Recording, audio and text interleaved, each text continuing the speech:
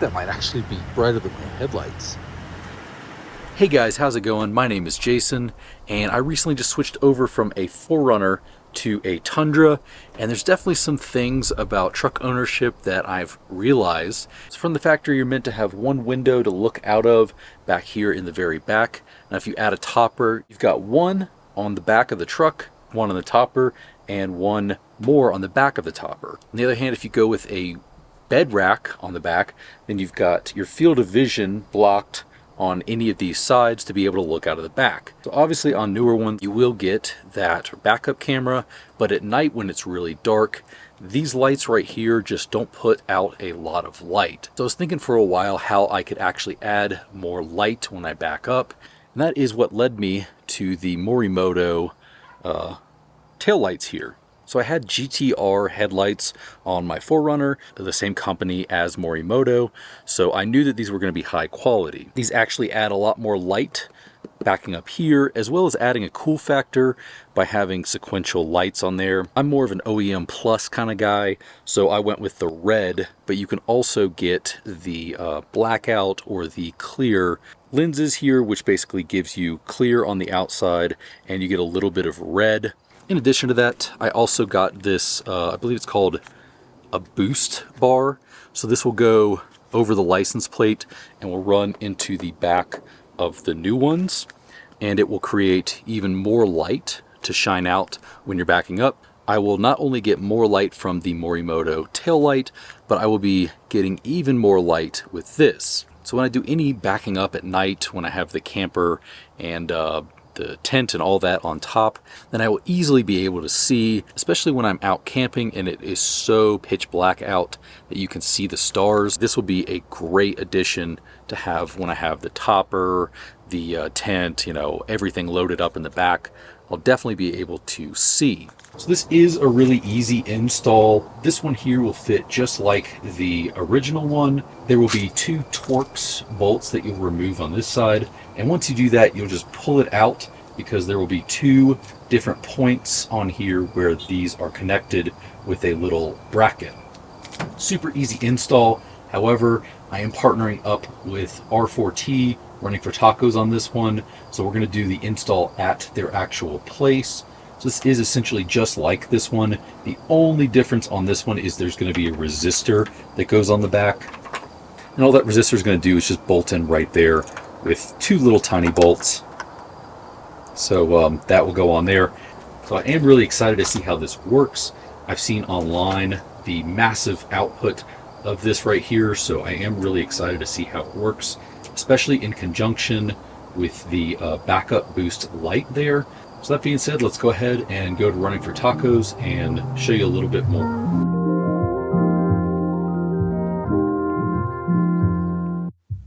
Alright, so this is what your old one is going to look like.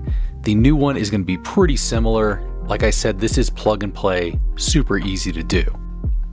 First of all, we're going to remove these two bolts. There's one on the top and one on the bottom. That is going to be a T27 Torx wrench. These shouldn't be too tight, they should pop off pretty easy. Now, the same cannot be said about the actual housing itself. You do really have to pull on it. It kind of feels like you're going to break it, but it is pretty solid. You don't have to worry too much.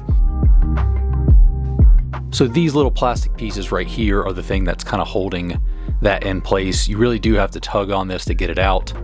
It's pretty solid, not going to break. Really, after that, all you're going to do is start plugging everything up. Everything will match up. You can pretty much just eyeball it and everything will plug right back in. All right, next up is the resistor. You will have included two little bolts that are going to bolt this onto the unit itself. Now, if I were doing this again, I would have actually bolted this on before hooking up the plugs, but it worked either way. That's just going to be a Phillips head. All right, so then you're going to plug in that resistor, super easy. After that, we're going to do the exact same thing for the other side. This is a left and right install. It will be pretty obvious which one goes where. So before we actually put it back on and reinstall it, we do want to make sure that everything works. You should take this opportunity to run it through all of its paces. Turn left, turn right, hit the brakes, back up, turn the headlights on, turn them off. Just make sure everything works before you bolt it back. So right before we put this back on, you're going to need to find your new bolts that are going to replace the old Torx bolts. Use the ones that came with the kit.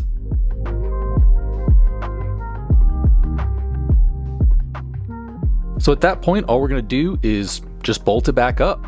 We're good to go.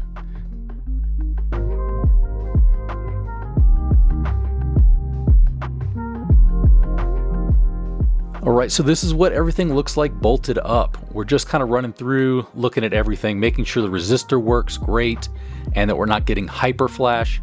If you do see that you're getting hyper flash, then you definitely missed a step. But you can see how bright these backup lights are. They're almost unbearable to look at.